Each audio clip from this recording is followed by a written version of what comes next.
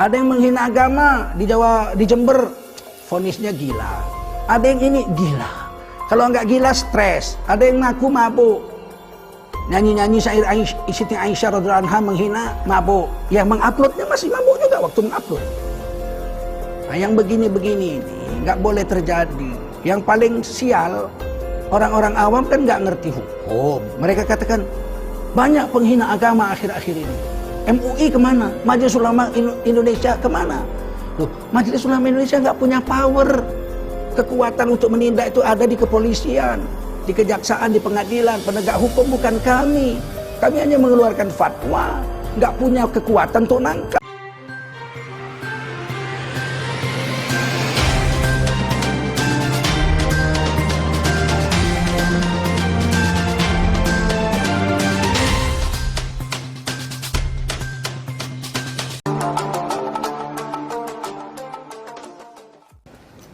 Semoga Allah merahmati Pak Harto di dalam alam barzakh, dimuliakan atas jasa beliau membela agama, tidak ada lagi penista agama. Ada terjadi, majalah Monitor kasusnya 5 tahun penjara. Orang kapok nggak berani.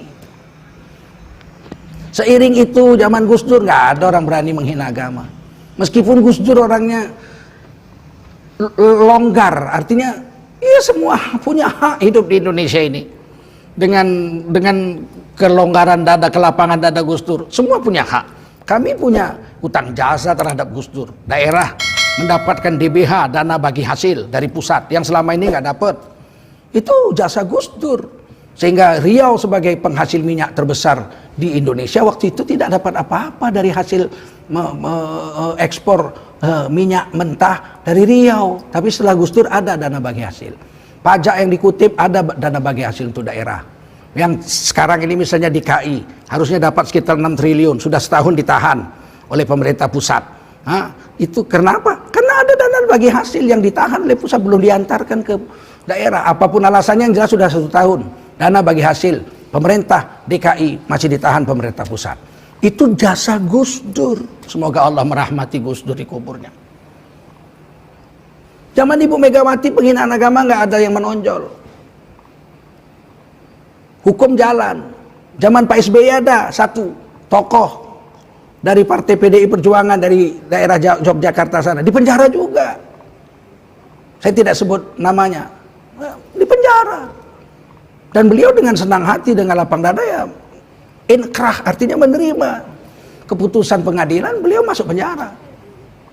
Tapi zaman sekarang ini penghinaan agama nggak tanggung-tanggung, ini hampir setiap hari. Menghina sholat, menghina Rasulullah, syair lagu Siti Aisyah diselewengkan menjadi sebuah syair yang buruk, jelek, tentang seks, yang tidak beradab sama sekali terhadap Rasul dan istri Rasulullah, yang kami agungkan, yang kita agungkan orang Islam. Walaupun penghina-penghina itu ujung-ujungnya pakai kerudung, nangis, pakai materai 6.000, minta maaf, beragama Islam lagi. Islam seperti ini, Islam Sontoloyo ini. Ada yang menghina azan.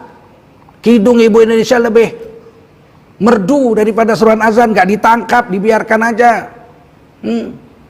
Banyak sekali penghinaan-penghinaan terhadap agama. Ahok menghina Quran, surah Al-Maidah ayat 51. Payah sekali nangkapnya, sampai demo jutaan orang. Akhirnya ditangkap. Baru dijatuhi hukuman 2 tahun penjara. Walaupun sampai keluar dari penjara dia nggak pernah ketahuan di LP mana, nggak ada. Dia bukan alumni LP, lembaga permasyarakatan, nggak ada. Dia disimpan di Makobrimob, nggak pernah tahu pun kita kamar berapa, bagaimana keadaan di sana. Tapi yang jelas dia di penjara, inkrah. Dia itu adalah narapidana penghina agama. Apapun cerita kita, Ahok adalah narapidana penghina agama. Inkrah, putus di pengadilan. Dia terima hukumannya 2 tahun. Ada terjadi penghukuman tapi dengan susah payah. Ada yang membunuh ustadz, ditangkap, vonis gila. Ada yang menghina agama di Jawa, di Jember, vonisnya gila. Ada yang ini gila. Kalau nggak gila stres. Ada yang ngaku mabuk. Nyanyi-nyanyi syair Siti Aisyah radhiyallahu anha menghina mabuk. Yang menguploadnya masih mabuk juga waktu mengupload. Nah, yang begini-begini ini nggak boleh terjadi. Yang paling sial, Orang-orang awam kan nggak ngerti hukum. Mereka katakan banyak penghina agama akhir-akhir ini. MUI kemana? Majelis Ulama Indonesia kemana? Loh, Majelis Ulama Indonesia nggak punya power. Kekuatan untuk menindak itu ada di kepolisian, di kejaksaan, di pengadilan, penegak hukum, bukan kami. Kami hanya mengeluarkan fatwa, nggak punya kekuatan untuk nangkap. Kecuali di Provinsi Aceh, syariat Islam berdiri. Coba menghina agama di Aceh, coba tes. Nah, mereka langsung majelis ulama mereka bisa langsung menangkap. Mereka punya polisi syariah khusus, daerah khusus, Provinsi Nanggro Aceh Darussalam. Selain itu tidak ada. Jangan salahkan MUI. MUI juga gerem. MUI juga nggak senang dengan ini. Tapi kan kita hidup di negara Republik Indonesia. Sebetulnya kalau hati nurani tanya, cocoknya dihukum Islam aja, dibunuh aja. Nah, selesai. Tapi kan tidak boleh. Kesepakatan kita ini hidup di negara Indonesia. Undang-Undang Dasar 45, Undang-Undang Negara Republik Indonesia, ada KUHP. Menghina agama itu dapat dituntut 5 tahun penjara menurut Kitab Undang-Undang Hukum Pidana pasal 156 huruf A, 156A. Yaitu tuntutannya 5 tahun penjara seperti Ahok. Itu 5 tahun penjara, jatuhnya 2 tahun, vonis. Inkrah, dia masuk. Nah, saudara-saudara, saya ingin menghimbau kepada kita semua, anak bangsa Indonesia, agama apapun yang Anda anut, Islamkah, Nasranikah Anda, Kristen Protestan atau Katolik, Hindukah, Buddhakah, atau Anda Konghucu, mari kita jaga. Jangan kita saling menghina agama, apalagi menghina agama sendiri. Saya tidak pernah melihat orang Nasrani menghina Yesus Kristus. Saya belum pernah dengar orang Hindu menghina Dewa Siwa. Saya belum pernah mendengar umat Buddha menghina Sang Buddha, Siddhartha Gautama, atau menghina kitab-kitab suci mereka. Begitu juga orang Konghucu nggak pernah menghina agama dan kitab suci mereka, apalagi menghina Tuhan mereka, apalagi menghina tokoh-tokoh yang disakralkan dalam agama mereka. Yang aneh Islam nih. Islam nih yang ngaku Islamnya apa ini, bibit-bibit anak PKI, cucu PKI, kita pun nggak tahu. Tobat, jangan sampai terjadi pertumpahan darah di negara Republik Indonesia. Kita cinta negeri ini, kita bersaudara, darah kita ini bersaudara. Kalau kita saling menumpahkan darah gara-gara penghinaan agama, ini presiden terburuk, kejadian terburuk di negeri ini yang tidak boleh terjadi dan tidak boleh terulang dalam sejarah hidup manusia beradab. Kita ini kemanusiaan yang adil dan beradab, pasal sila kedua Undang-Undang Dasar 45. Bukan kebinatangan yang zalim dan biadab, bukan. Kita ini kemanusiaan yang adil dan beradab, bukan kebinatangan yang zalim dan biadab, bukan.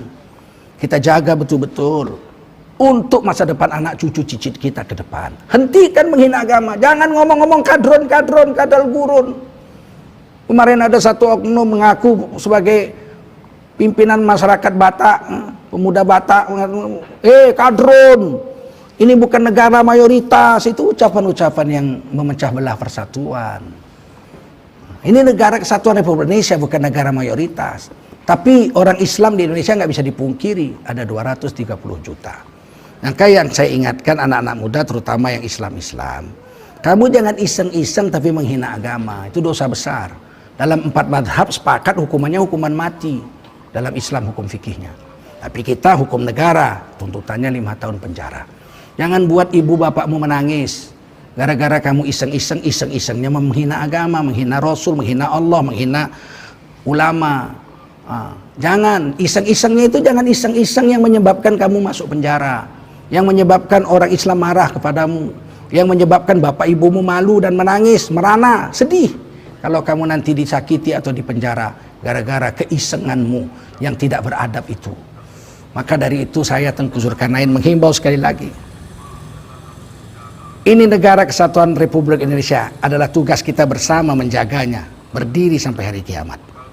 Ini negeri telah ditebus dengan darah syuhada, orang-orang yang berjuang dengan harta diri mereka, nyawa mereka, untuk menjadikan negeri ini berdiri bebas dari penjajah. Wajib kita menjaganya. Mari kita jaga persatuan Indonesia. Mari kita jaga kasih sayang kita. Jangan menghina agama orang, jangan menghina agama sendiri. Dan simbol-simbol agama harus kita jaga agar persatuan negeri ini tidak terbakar dan tidak menjadi tercabik-cabik. Sekian saja saya Tengku Zulkarnain. Mudah-mudahan ada manfaat. Lebih kurang mohon maaf. Billahi taufiq wal hidayah. Wassalamualaikum warahmatullahi wabarakatuh.